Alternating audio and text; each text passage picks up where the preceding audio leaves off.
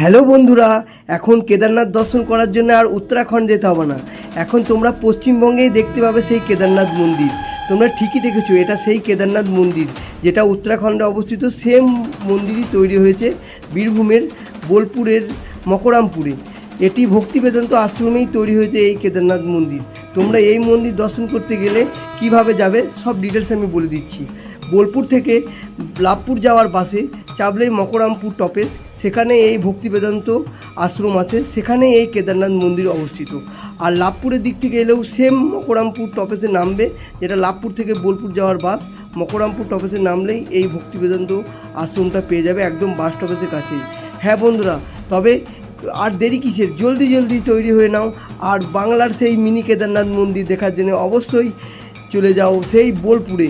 আর ভিডিওটা কেমন লাগলো কমেন্ট করে অবশ্যই জানিও, আর লাইক করে জানিও যে তোমাদের ভিডিও